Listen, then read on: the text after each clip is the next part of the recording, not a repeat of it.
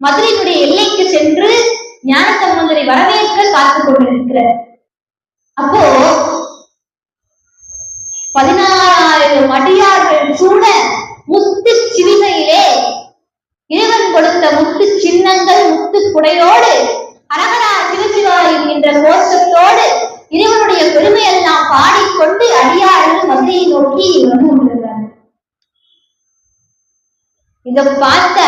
இத பார்க்கறதுக்கு எப்படி இருக்கும்? உடனே தரையிலே வீழ்ந்து நமஸ்காரம் பண்ணார் குலச்சிறை அமைச்சர். உடனே தரையிலே வீழ்ந்து நமஸ்காரம் பண்ணி துடித்த கண்களிலே கண்ணீர் வடிகிறது, ஆனந்த கண்ணீர் வடிகிறது.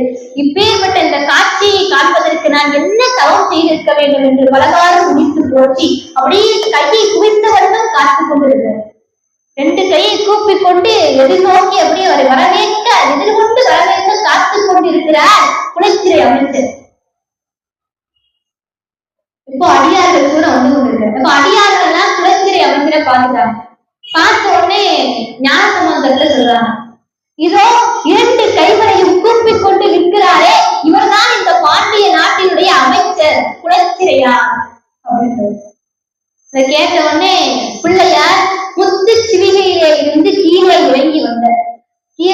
அவர் பக்கத்துல வர உடனே குலச்சிறை அமைச்சர் அவருடைய திருவடியிலே வீழ்ந்து வணங்கினர். பெருமானே, நீங்கள் இங்கு வருவதற்கு நாங்கள் என்ன புண்ணியம் செய்தோம் அப்படின்னு சொல்லி அவருடைய திருவடியிலே வீழ்ந்து வணங்கினர். வணங்கிய குலச்சிறை அமைச்சரை அள்ளி எடுத்த திருஞான சம்பந்தர், நீங்கள் இங்கு வந்ததால் இங்கு பாண்டிய நாட்டிலே மீண்டும் நம்முடைய சைவ சமயமானது தடைக்க இருக்கிறது, தடைக்க போகிறது. இனி எதிர்காலம் சிறப்பாக அமையும் அப்படின்னு சொல்லி இனி இங்கு சைவமானது 8 திக்கும் பரவும் அப்படின்னு சொல்லி ரொம்ப மனம் மகிழ்ச்சி அடைந்தார். இப்போ குலச்சிறை அமைச்சரும் திருஞான சம்பந்தர் அடியார்கள் உடைசூழ வருகிறார். அப்படி வந்து கொண்டு இருக்கிற மதுரையுடைய எல்லையை கடந்து உள்ளே வந்து கொண்டிருக்கிறார். பெரிய பெரிய மதில்கள் எல்லாம் இருக்கிறது. அப்போ திருஞான சம்பந்தர் அடியார்களை பார்த்து கேட்டார், இங்கே ஆலவாயுடையாருடைய திருக்கோயில் எங்குள்ளதுன்னு கேட்டார். ஆலவாயுடையாருடைய திருக்கோயிலானது எங்கே இருக்கிறது அப்படின்னு சொல்லி அடியார்களை பார்த்து கேட்கிறார். அப்போ பக்கத்திலே இருக்கக்கூடிய குலச்சிறை அமைச்சர் வானளாவிய கோபுரத்தை கைகாட்டி, இதோ வானளாவிய கோபுரம் தெரிகிறதே, இதுதான் ஆலவாயுடையார் எழுந்தறி அருள்பாலிக்கக்கூடிய திரு ஆலயம் அப்படின்னு சொல்லி காமிக்கிறது. இதுதான் திரு ஆலவாய் அப்படின்னு சொல்லி குலச்சிறை அமைச்சர் கைகாட்டுறார். இதை பார்த்த உடனே திருஞான சம்பந்தர் அந்த கோபுரத்தை பார்த்து தன்னுடைய கரங்களை சிறமேல் குவித்து வழிபாடு செய்து மங்கையர் கரசி வளவர் முன்பாவை என்று தொடங்கக்கூடிய திருப்பதிகளுக்கு வருகிறார்.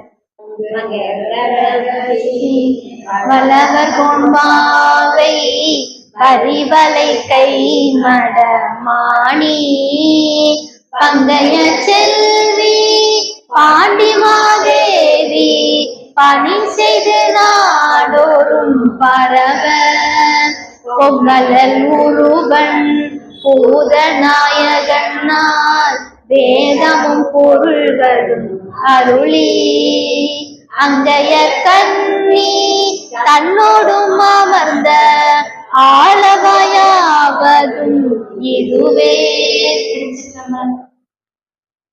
இந்த திருப்பதிகத்திலே மங்கையர் கரசியாரையும் குலச்சிறை அமைச்சரையும் சேர்த்து அவருடைய பெருமையும் போற்றிப்பாரு. அப்படி அந்த கோபுரத்தை பார்த்து வழிபாடு செய்துவிட்டு அடியார்களுடைய சூழ திருக்கோயிலுக்கு போறார். திருக்கோயிலே மங்கையர் கரசியார் இவரை வரவேற்பதற்காக ஓரத்துல அப்படி தன்னுடைய கையை குவித்துக் கொண்டு 2 கையை கூப்பிக் கொண்டு காத்துக் கொண்டு நிற்கிறார்கள். இப்ப குலச்சிறை அமைச்சர் திருஞான சம்பந்தர் சொல்றார், இதோ அங்கே கைகளை குவித்துக் கொண்டு நிற்கிறார்களே, இவர்தான் பாண்டிய நாட்டினுடைய அரசியார், மங்கையர் கரசியார் அப்படின்னு சொல்லி காமிக்கிறது. உடனே ஞானசம்பந்த பெருமானுடைய அருகிலே வந்த அப்போ மங்கையர் கரசியார் அவருடைய திருவடியிலே வீழ்ந்து வணங்கினர். அவரை அள்ளி எடுத்த ஞானசம்பந்த பிள்ளையார்.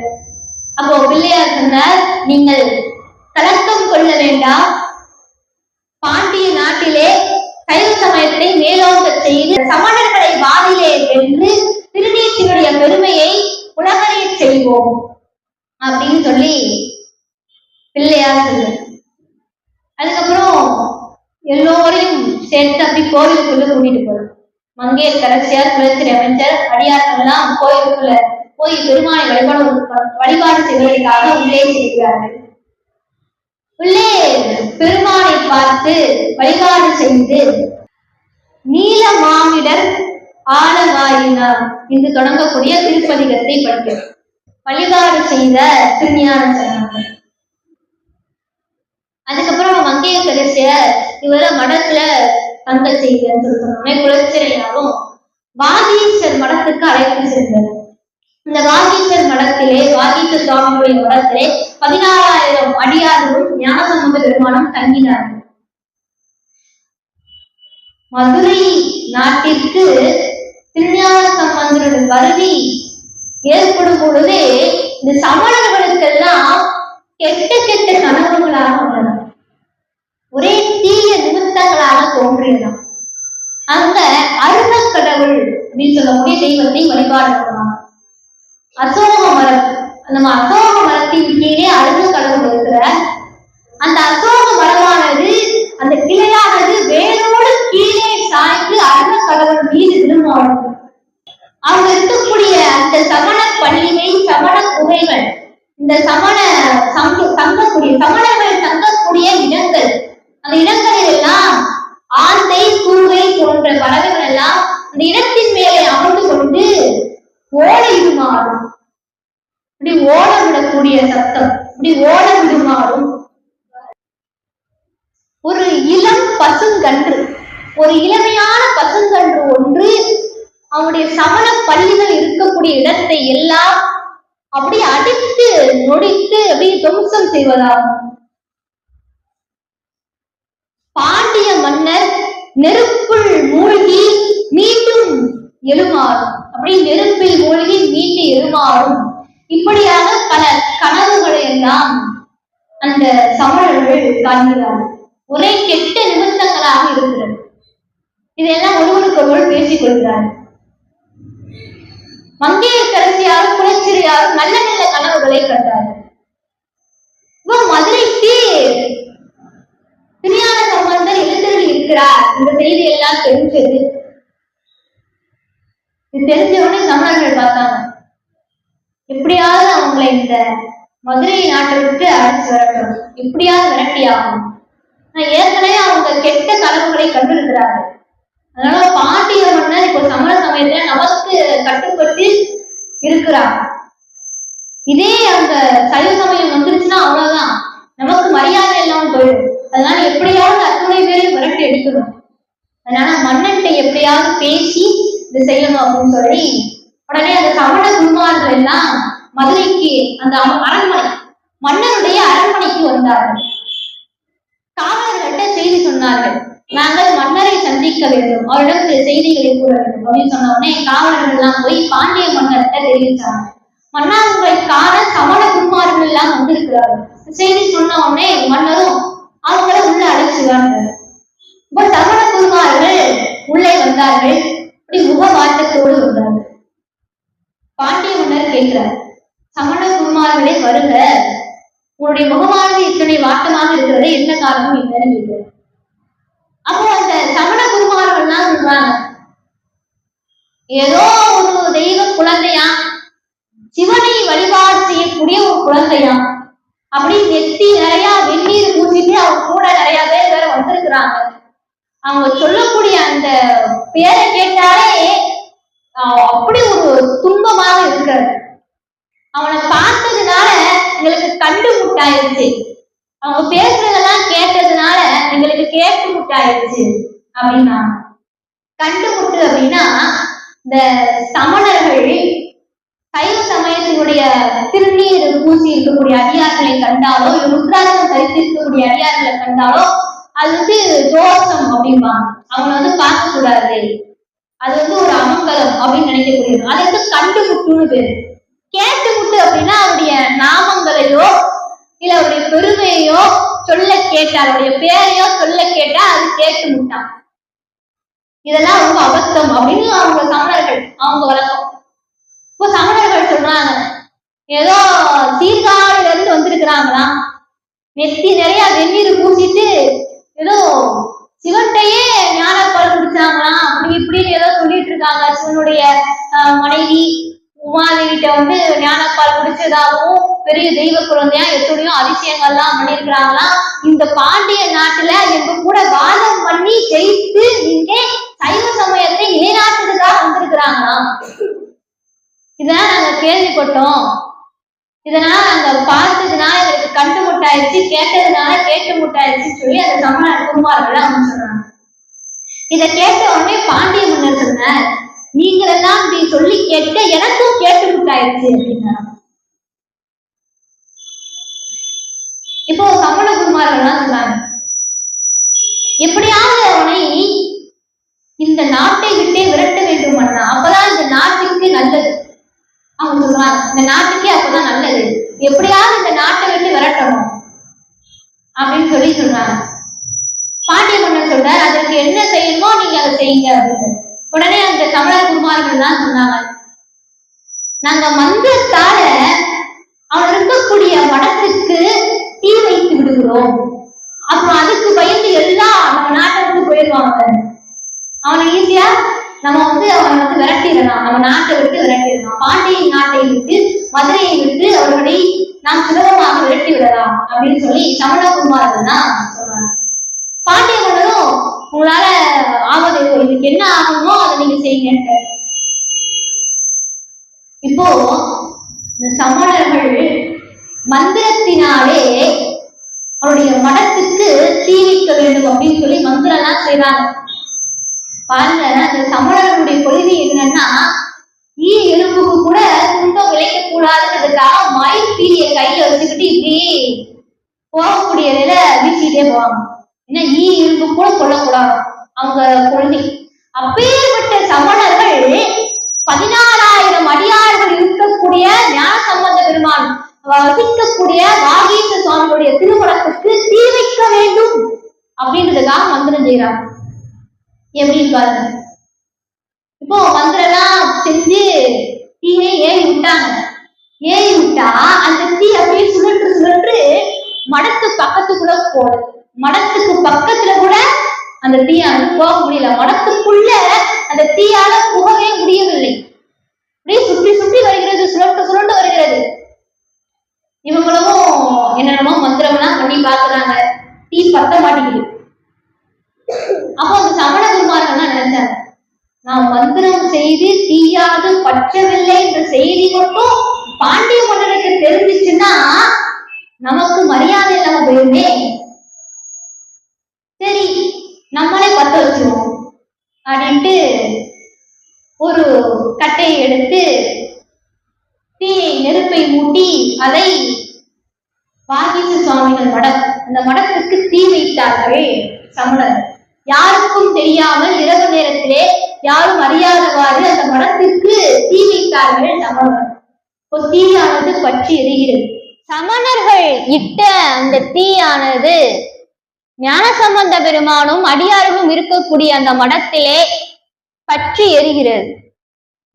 அப்போ ஞானசம்பந்த பெருமான்கிட்ட எல்லோரும் அடியார்கள் அத்துணை பேரும் வந்து முறையிடுகிறார்கள், பெருமானே ஆபத்து, தீயானது நம்முடைய மடத்தை சூழ்ந்து இருக்கிறது, பற்றி எரிகிறது, தீயானது பற்றி எரிகிறது அப்படின்னு சொல்லி அடியார்கள் எல்லாம் பயந்து போய் பிள்ளையார்கிட்ட சொல்ல, அவர் சொன்னார், நம்முடைய சிவபெருமானே கையில நெருப்பு வச்சிருக்கிறார், அதனால இந்த தீயா நம்மள ஒண்ணும் செய்யாது அப்படின்னு.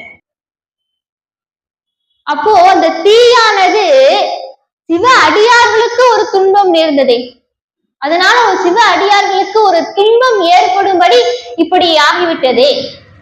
இதற்கு காரணம் பாண்டிய மன்னன் தான்.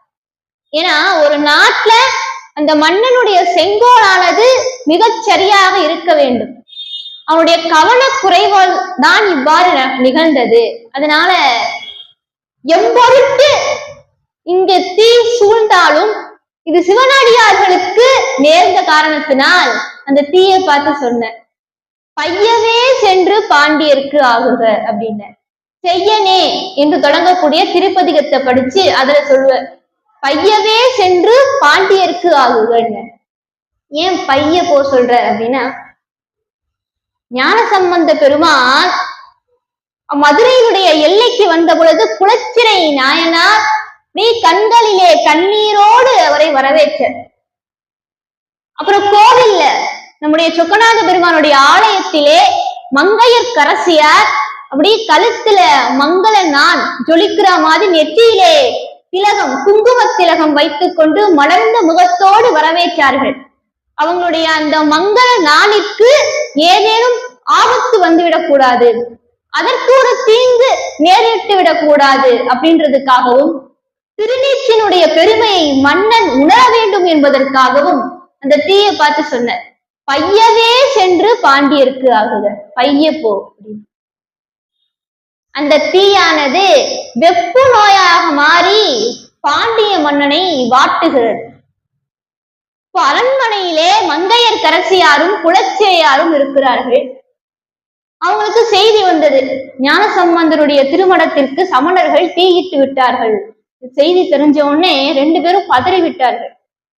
நம்முடைய பாண்டிய நாட்டிலே சைவ சமயம் தலைப்பதற்காக அவரை இங்கே எழுந்தருளச் செய்தோம், அவருக்கு ஏதேனும் ஒரு சிறு துன்பம் நேரிட்டாலும் நாம் நம்முடைய உயிரை விட்டு விடுவோம் அப்படின்னு சொல்லி 2 பேரும் பேசிக்கொண்டிருக்கக்கூடிய வேளையில இன்னொரு செய்தி, அந்த தீயானது உள்ளே புகாமல் அடியார்கள் அத்துணை பேரும் நலமோடு இருக்கிறார்கள். ஞானசம்பந்த பெருமான் பதிகம் பாடி இந்த தீயானது அவர்களையும் ஞானசம்பந்த பெருமானையும் ஒன்றும் செய்யவில்லை என்ற செய்தி எல்லாம் தெரிஞ்ச உடனேதான் அவங்களுக்கும் மனசு அப்படி நிம்மதியாய் சமாதானம் அடைந்தார்கள்.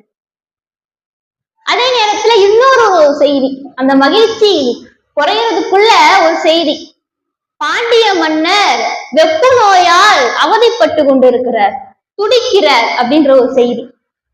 உடனே மங்கையர்க்கரசியாரும் குலச்சிறை அமைச்சரும் வந்து பார்க்கிறார்கள். மன்னர் அந்த கட்டிலே படுத்திருக்கிறார், தாங்க முடியாத வேதனை, உடம்பெல்லாம் நெருப்பு போல கொதிக்கிறது. உடனே மிக சிறந்த வைத்தியர்களை எல்லாம் வரவழைத்தார்கள். எல்லா வைத்தியர்களும் வந்து பாக்குறாங்க, என்னென்னமோ மருந்தெல்லாம் போட்டு பாக்குறாங்க, அதுக்கு ஒண்ணுமே அது சரியா வரல. மருத்துவர்கள்லாம் சொல்றாங்க, இது என்ன நோய்னே எங்களுக்கு தெரியல அப்படின்ட்டாங்க. நோய் தெரிஞ்சாதானே மருந்து கொடுக்க முடியும், இது என்ன நோயினே தெரியல அப்படின்றாங்க. என்னென்னமோ அவங்களும் முடிந்த அளவு பல மருந்துகளை போட்டு பார்க்கிறார்கள், ஒன்றும் சரியா வரல. பாண்டிய மன்னர் துடிக்கிற. உடனே பாண்டிய மன்னர் சொன்னார், மந்திரத்தில் தேர்ச்சியுற்ற சமணர்களை வரவழையுங்கள் அப்படின்ற. சரின்னு சொல்லி காவலர்கள்லாம் போய் சமணர்கள்ட்ட செய்தி சொன்னார்கள். சமண குருமார்கள் எல்லோரும் அந்த அரண்மனைக்கு வந்தார்கள். பாண்டிய மன்னரோ வெப்பு நோயால் அவதிப்பட்டு கொண்டிருக்கிறார், புழு மாதிரி துடிக்கிற, தாங்க முடியாத வெப்பம், உடம்பு முழுவதும் வாட்டி எடுக்கிறது. அப்போ பாண்டிய மன்னர் சொல்றார், சமண குருமார்களே, என்னால் இந்த வெப்பத்தை தாங்க முடியவில்லை, எப்படியாவது இந்த நோயை தீர்த்தருளுங்கள் அப்படின்னு சொல்லி பாண்டிய மன்னர் சொல்ற. உடனே சமணர்கள் சொல்றாங்க, மன்னா அஞ்ச வேண்டாம், அரை நிமிஷத்துல இதை நாங்க தீர்ப்போம் அப்படின்றாங்க. உடனே அந்த சமணர்கள்லாம் மந்திரத்தெல்லாம் சொல்லி பாக்குறாங்க, ஒன்னும் சரியா வரல. அவங்க கையில இருக்கக்கூடிய மயில் பீலியை எடுத்து வீசுகிறார்கள். அந்த மயில் பீனியுடைய நுனி எல்லாம் கருகி போச்சா அந்த வெப்பத்துல, அவ்வளவு வெப்பம். தன்னுடைய கமண்டலத்துல இருக்கக்கூடிய அந்த குண்டிகையில இருக்கக்கூடிய பன்னீர், அந்த தீர்த்தத்தை மன்னனுடைய உடம்பெல்லாம் தெளித்தார்கள். அந்த தீர்த்தம் அவருக்கு எப்படி இருக்கிறான், நெருப்புல மண்ணெண்ணெயை ஊத்தினா எப்படி இருக்கும் அது மாதிரி அந்த பன்னீர் அவ்வளவு வெப்பத்தை ஏற்படுத்துகிறதாம். மன்னரால தாங்க முடியல, என்னால வலி பொறுக்க முடியவில்லை அப்படின்னு சொல்லி துடிக்கிறார் பாண்டிய மன்னர். அப்போ மங்கையர்க்கரசியாரும் குலச்சிறையாரும் பேசிக் கொள்கிறார்கள். அமைச்சர் சொல்ற, அரசியாரே, ஞானசம்பந்த பெருமானுக்கும் அடியார்களுக்கும் இந்த சமணர்கள் தீயிட்டார்கள், அந்த வினை பயனால் தான் மன்னருக்கு இவ்வாறு ஆயிற்று, இதனால் அவர் இங்கு வந்தால்தான் இந்த மன்னருடைய நோய் தீரும் அப்படின்னு சொல்லி அமைச்சர் சொல்றாங்க. அமைச்சர் சொன்ன உடனே அரசியாருக்கும் அதுதான் சரி என்று பட்டது. உடனே அரசியார் பாண்டிய மன்னர்கிட்ட சொல்றாங்க, அரசே, நம்முடைய பாண்டிய நாட்டிற்கு, மதுரை மாநகரத்திற்கு ஒரு சிவ குழந்தை, ஞான குழந்தை வந்திருக்கிறது. ஞான சம்பந்த பெருமான் இங்கே எழுந்தருளி இருக்கிறார். அவர் இங்கு வந்தால் இந்த பிணி மட்டுமல்ல, பிறவி பிணியே தீர்ந்து போகும். அவரை வேண்டுமானால் நான் இங்கே அழைக்கட்டுமா அப்படின்னு சொல்லி அனுமதி கேட்கிறாங்க. பாண்டிய மன்னருக்கு இந்த ஞான சம்பந்தன்ற பேரை கேட்ட உடனே அப்படி குளிர்ச்சியா இருக்கு, அப்படி காதுக்கே அவ்வளவு குளிர்ச்சியா இருக்கு. இவ்வளவு நேரம் துடிச்சு கொண்டிருந்தவர் ஞான சம்பந்தர் என்கின்ற நாமத்தை கேட்ட உடனே அவருக்கு அப்படி குளிர்ச்சியாக ஏதோ ஒரு குளிர்ச்சி தென்படுகிறது. உடனே மன்னர் சொன்னார், அவரை அழைத்து வாருங்கள் என்ற. இந்த சமணர்கள் எல்லாம் பாக்குறாங்க, பொறாமப்படுறாங்க. சரி வரட்டும், என்னதான் செய்யறான்னு பார்ப்போம் அப்படின்ட்டு எல்லாரும் இருக்கிறாங்க. இப்போ அமைச்சரும் அரசியாரும் ஞானசம்பந்த பெருமான் இருக்கக்கூடிய மடத்திற்கு சென்றார்கள். அங்கு சென்றார்கள். அங்கே ஞானசம்பந்த பெருமான் அடியார்கள்லாம் இருக்கிறாங்க. அரசியார் நீங்கள் நலமோடு இருக்கிறீர்களா, செய்தி எல்லாம் தெரிஞ்சது, நாங்கள் ரொம்ப வருத்தப்பட்டோம், உங்களுக்கு ஒன்றும் ஆகவில்லை என்கின்ற செய்தி தெரிஞ்சோடனே தான் எங்களுக்கு சமாதானமாக இருந்தது அப்படின்லாம் சொல்லி பேசி கொண்டிருக்கிறார்கள். அந்த சமயத்திலே சொல்றாங்க, பெருமானே, உங்களுக்கும் உங்களுடைய அடியார்களுக்கும் தீங்கு இழைத்த காரணத்தினால்தான், சமணர்கள் இட்ட தீயினால் மன்னருக்கு வெப்பு நோய் ஏற்பட்டு தாங்க முடியாமல் துடிக்கிறார். நீங்கள் வந்தால்தான் குணமாகும், அதனால நீங்கள் அரண்மனைக்கு எழுந்தருள செய்ய வேண்டும் என்று பாண்டிய மன்னனுடைய மனைவியார் பாண்டிமா தேவியாரும் அமைச்சரும் கேட்டுக்கொள்கிறார்கள். உடனே ஞானசம்பந்த பெருமானும் வரேன்னு சொல்றார். திருநீரு பூசி மன்னருடைய வெப்பு நோயை யாம் தீர்ப்போம், சமணர்களையும் வாதில் வெல்வோம், அஞ்சற்க அப்படின்ட்டு சரின்னு சொல்லிட்டு நம்முடைய ஞானசம்பந்த பெருமான் சொக்கநாத பெருமானுடைய திருக்கோயிலுக்கு சென்று அவரிடம் வழிபாடு செய்த அவருடைய அருளையும் பெற்றுக்கொண்டு இப்போ முத்து சிவிகையிலே அரண்மனைக்கு அரண்மனைக்கு வந்தார். முத்து சிவிகையிலே அரண்மனைக்கு இறங்கி அங்கிருந்து அரண்மனைக்குள்ள வருகிறார். ஞானசம்பந்த பெருமான் வருகிறார் என்ற செய்தியை பாண்டிய மன்னரிடம் சொன்னார்கள். மன்னர் காவலர்களை கூப்பிட்டு இங்கே ஒரு தலையணைக்கு பக்கத்துல ஒரு ஆசனம் அமைக்க சொல்றார். ஆசனம் ஒரு இருக்கையை கொண்டு வைத்தார்கள். ஞானசம்பந்த பெருமான் வருகிறார். அப்படி படுத்துக் கொண்டிருக்கக்கூடிய மாறன் பாண்டிய மன்னர் இப்படி தலையை இப்படி லேசா நிமித்தி பார்க்கிறார். ஞானசம்பந்த பெருமான் வருகிறார். அவரை கண்களால பார்த்த மாத்திரத்திலே அவருக்கு ஏதோ ஒரு உணர்வு, அப்படி உடம்பெல்லாம் அந்த நெருப்பானது தனியக்கூடிய அளவுக்கு அந்த குளிர்ச்சி எல்லாம் வருகிறது பாண்டிய மன்னருக்கு. அவரை பார்த்த மாத்திரத்திலே அந்த வெப்பு நோயானது குறைய ஆரம்பிக்கிறது, அந்த வலியெல்லாம் குறைய ஆரம்பிக்கிறது. உடனே ஞானசம்பந்த பெருமான் வருகிறார். நம்முடைய பாண்டிய மன்னர் இப்படி கைகளாலே அவர் இப்படி சுட்டி காமிக்கிற மாதிரி சொன்னார், ஆசனத்துல அமருங்கள் அப்படின்னு சொல்லி. உடனே ஞானசம்பந்த பெருமானும் தலைக்கு பக்கத்துல இருக்கக்கூடிய ஆசனத்திலே அமர்ந்தார். இப்போ பாண்டிய மன்னர் ஞானசம்பந்த பெருமான்கிட்ட கேட்கிறார், தங்களுடைய ஊர் என்ன அப்படின்னு சொல்லி கேட்கிறார். கேட்டதும் ஞானசம்பந்த பெருமான் அதற்கு ஒரு பதிகமே பாடிட்டார். பிரம்மனூர் வேணுபுரம் புகழி வெண்குரு பெருநீர் தோணி புறமண்ணு பூந்தராய் பொன்னம் சிறபுரம் புறவம் சண்பை அரண்மண்ணு தன்காலி கொச்சை வயம் உள்ளிட்டாங்கு ஆதியாய் பரமனூர் 12ஆய் நின்ற திரு கழுமலம் நாம் பரவும் ஊரே என்று சொல்லக்கூடிய சக்கரமாற்று அப்படின்னு சொல்லுவாங்க இந்த திருப்பதிகத்தை. அந்த திருப்பதிகத்தை எம்பெருமான் பாடி அருளினர். இதுல சீர்காழியினுடைய 12 திருப்பெயர்களையும் ஞானசம்பந்த பெருமான் சொல்லி இருக்கிறார். 12 பேர்களுக்கும் ஒவ்வொரு விளக்கங்கள் இருக்கிறது. நம்ம ஞானசம்பந்தருடைய வரலாற்றிலே பார்த்தோம், அதனால நான் உங்களுக்கு ரொம்ப சுருக்கமா சொல்றேன். பிரம்மபுரம்னு பேரு. முதல்ல பிரம்மபுரம், பிரம்மா வழிபட்டவையினாலே இதற்கு பிரம்மபுரம்னு பேரு. இரண்டாவது வேலுபுரம், சூரபத்மனுக்கு பயந்து கொண்டு சீர்காழி பதியிலே தேவேந்திரன் மூங்கிலுக்குள்ளே மறைந்திருந்து தவம் செய்தான். மூங்கிலுக்கு வேணுன்னு பேரு. அதனால இதற்கு வேணுபுரம்னு பேரு. அதுக்கப்புறம் சிவபெருமான் காட்சி கொடுத்தார், அவர் செய்தார். அந்த மூங்கில் வடிவத்திலே இருந்து தவம் செய்த காரணத்தினால் இதற்கு வேணுபுரம் என்று பெயர் ஏற்பட்டது. மூன்றாவது புகழி. புகழ்னா சரணடைதல் அப்படின்னு பொருள். எல்லா தேவர்களும் சூரனுக்கு பயந்து கொண்டு இறைவனுடைய திருவடியிலே சரணடைந்தார்கள். அப்படி சரணடைந்த ஊர் சீர்காழி. அதனால இதற்கு புகழின்னு பேர். அடுத்து வெங்குரு அப்படின்னு பேர்.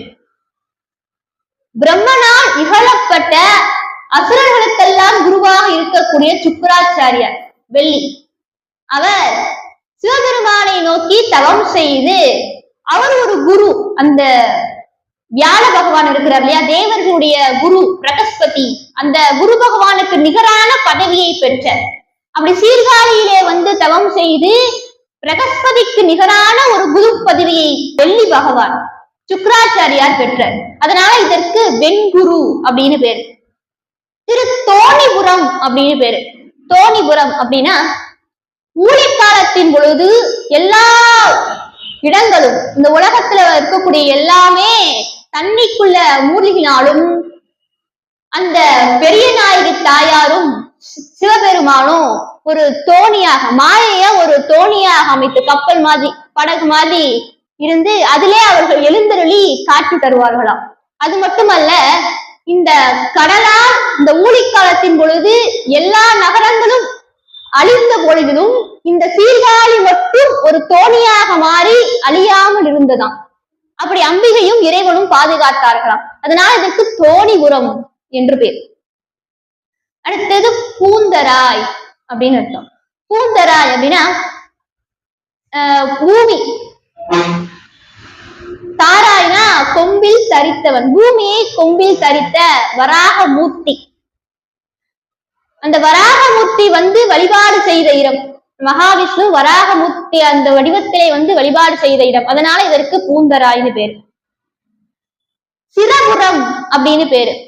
சிரபுரம் அப்படின்றது தேவர்களும் அசுரர்களும் திருப்பார்கடலை கடைந்தார்கள், அமிர்தம் வந்தது. அப்போ மகாவிஷ்ணு மோகினி வடிவம் எடுத்து அசுரர்கள்ட்ட இருந்து அந்த அமிர்தத்தை வாங்கி கொண்டு வந்து தேவர்களுக்கு பகிர்ந்து கொடுத்தார். அப்படி தேவர்கள் எல்லாம் வரிசையா உட்கார்ந்து இருக்கிறாங்க.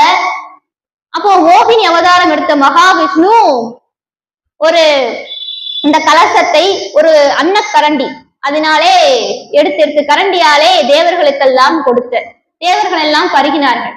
அதுல அசுரன் ஒருத்த மட்டும் தெரிஞ்சு அவன் மட்டும் இந்த மோகினியால வசப்படாமல் அவன் ஒரு தேவனாக மாறி தேவர் கூட்டத்திலே வந்து உட்கார்ந்துட்டான்.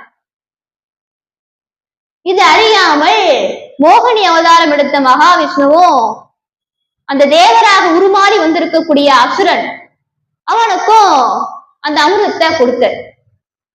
அத பருகின்ற பொழுது சந்திரனும் சூரியனும் பார்த்துட்டாங்க. அவங்களுக்கு தெரிஞ்சு போச்சு. உடனே இந்த சந்திரனும் சூரியனும் இவன் அசுரன் என்பதை மகாவிஷ்ணுட்ட காட்டி கொடுத்தார்கள். அப்போ மகாவிஷ்ணு என்ன பண்ணார், கையில இருக்கக்கூடிய அந்த கரண்டியவே அதவே ஒரு ஆயுதமாக வைத்து அவனுடைய தலையை துண்டித்த. அந்த அசுரனுடைய தலையை துண்டித்த உடனே உடம்பு பாதியாகவும் தலை பாதியாகவும் விழுந்தான். இருந்தாலும் அவன் அமிர்தம் உண்ட காரணத்தினால் அவனுக்கு ஒண்ணும் ஆகல.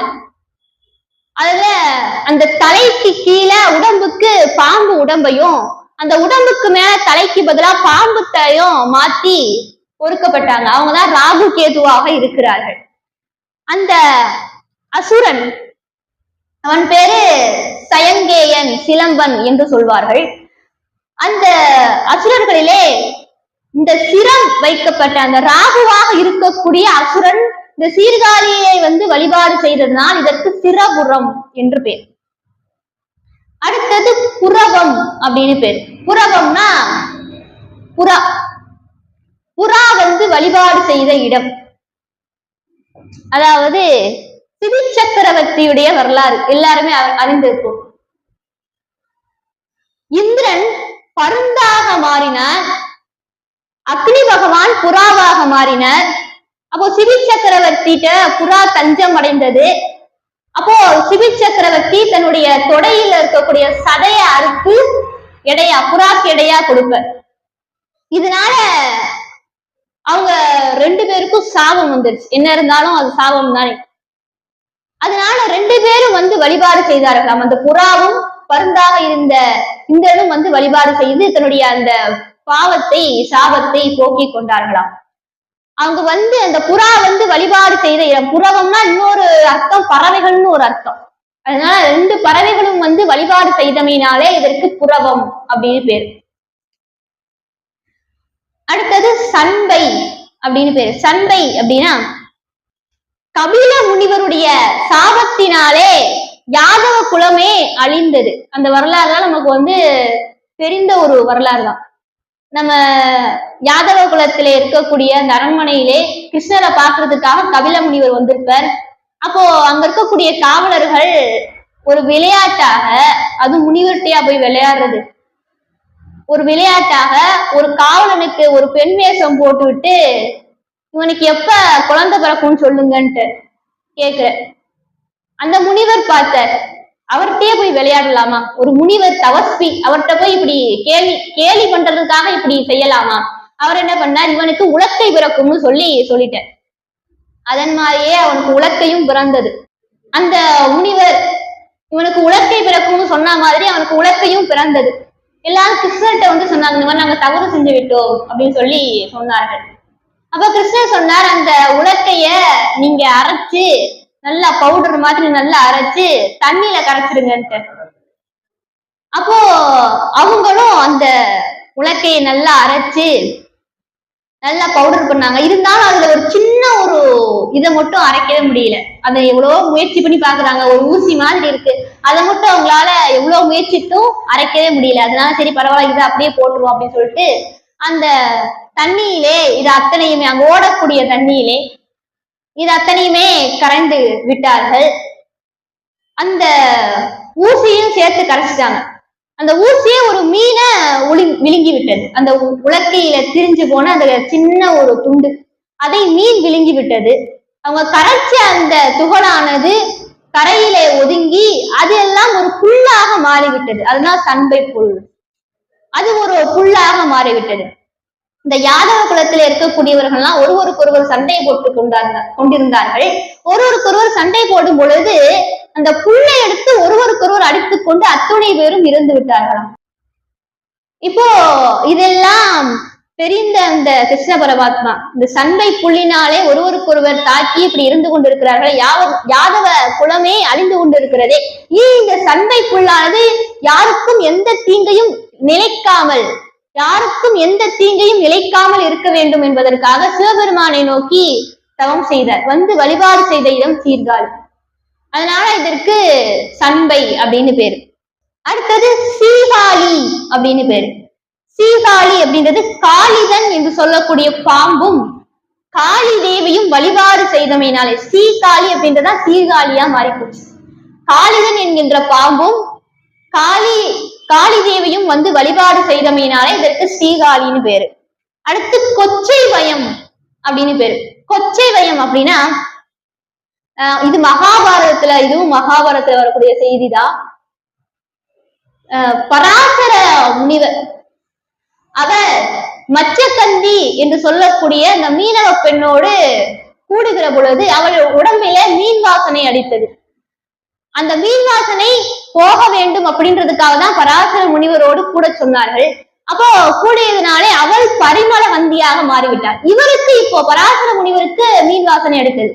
அந்த வாடை தீர வேண்டும் என்பதற்காக சீர்காழி பதியிலே வந்து வழிபாடு செய்தார். அவருக்கு அந்த வாடையானது தீர்ந்தது. அதனால இதற்கு கொச்சை வயம்னு பேர். அடுத்தது திருக்கழுமலம். திருக்கழுமலம் அப்படின்னு பேரு. ரோமச முனிவர் சிவபெருமானை வழிபாடு செய்து ஞானோபதேசம் பெற்று இந்த உலகத்திலே வாழக்கூடிய உயிர்கள் அத்துணை பேரும் அவங்களுடைய மனங்களை கழுவ வேண்டும் என்ற வரம் பெற்றமையினாலே இதற்கு கழுமலம்னு பேர். ஆணவம், கண்மம், மாயை என்று சொல்லக்கூடிய 3 மலங்களும் இந்த சீர்காழி பந்தியிலே இருக்கக்கூடிய சீர்காழி பதிக்கு வந்து இங்க இருக்கக்கூடிய பெருமானை வழிபாடு செய்தால் தீரும் அப்படின்னு அந்த பெருமான் அவர்கிட்ட வரம் பெற்றிருக்கிறார். இப்படின்னு பாருங்க, நமக்காக வரம் பெற்றிருக்கிறார். அதனால இதற்கு 12 திருப்பெயர்கள் இருக்கிறது. நான் சுருக்கமா சொல்லியிருக்கேன். ஏன்னா இதனுடைய விரிவு நம்ம ஞானசம்பந்த பெருமானுடைய வரலாற்றையே நம்ம பார்த்ததுனால ரொம்ப சுருக்கமா அடியேன்னு சொல்லியிருக்கிறேன். இப்படி இந்த 12 திருப்பெயர்களை கொண்ட அந்த சீர்காழி பதிதான் அடியேன் பிறந்த ஊர் அப்படின்னு சொல்லி சக்கரமாற்று என்று சொல்லக்கூடிய திருப்பதிகத்தை திருஞான சம்பந்தர் பாண்டிய மன்னர் முன்னாடி பாடி காமிச்சார். இத பார்த்த உடனே சமணர்களுக்கு பொறுக்க முடியல. ஊர் பேர் கேட்டா ஊர் பேரை மட்டும் சொல்ல வேண்டியதானே, அவருடைய வாக்கு திறமைய நம்மகிட்ட காமிக்கிறாராமா அப்படின்னு சொல்லி அவங்களுக்குள்ள பேசிக்கிறாங்க. அவருடைய வாக்கு திறமைய நம்மகிட்ட காமிக்கிறாரு அப்படின்னு சொல்லி அவங்க என்ன பண்ணாங்க, அவங்களும் பல பாடல்களை பாட ஆரம்பிக்கிறாங்க. அவங்களுடைய கடவுள்களை பத்தி அவங்க பாடல்கள்லாம் பாட ஆரம்பிக்கிறாங்க. இது பாக்குறதுக்கு வாதம் புரியக்கூடியது மாதிரி இருக்குது. மன்னரும் அங்க உயிருக்கு போராடிட்டு இருக்க. இப்ப அரசியர் அவங்க நம்முடைய பாண்டிய மன்னர்கிட்ட சொல்றாங்க, எல்லோரும் இந்த சமணர்கள் அத்தனை பேரும் ஞானசம்பந்த பெருமானை சூழ்ந்து இருக்கிறார்கள். அவங்களால ஞானசம்பந்த பெருமானுக்கு எதுவும் துயர் வந்து விடக்கூடாது அப்படின்றதுக்காக அரசியார் சொல்றாங்க, மன்னா இவரோ ஒரு சிறு குழந்தை, ஒருவர் தான் இருக்கிறார், சமணர்கள் இங்கே இத்தனை பேர் இருக்கிறார்கள், அவர்களால் இவருக்கு எந்த தீங்கும் நேரிடக்கூடாது அப்படின்னு சொல்லி அரசியார் சொல்றாங்க. சொன்ன உடனே மன்னர் பாண்டிய மன்னர் சொல்ற, சமணர்களே உங்களால் என்னுடைய வெப்பு நோயை கூட தீர்க்க முடியவில்லை, இது என்ன வாதம் புரியக்கூடிய இடமா? முதலில் என்னுடைய வெப்பு நோயை தீர்த்து காட்டுங்கள், அதுக்கப்புறம் வாதம் புரியுங்கள் அப்படின்னு. உடனே ஞானசம்பந்த பெருமான் மங்கையர்க்கரசியாரை பார்த்து சொன்னாங்களாம், நீங்கள் கவலைப்பட வேண்டாம், நான் எளியவன் என்று அஞ்சற்க, எனக்கு ஒன்றும் ஆகாது, சிவபெருமானுடைய அருளை பெற்றிருக்கிறேன், அதனால அவருடைய அருள் இருக்கிறது, அதனால் நீங்க கவலைப்பட வேண்டாம் என்று மானினேர் விழி என்று தொடங்கக்கூடிய பதிகத்தை படிச்சேன்.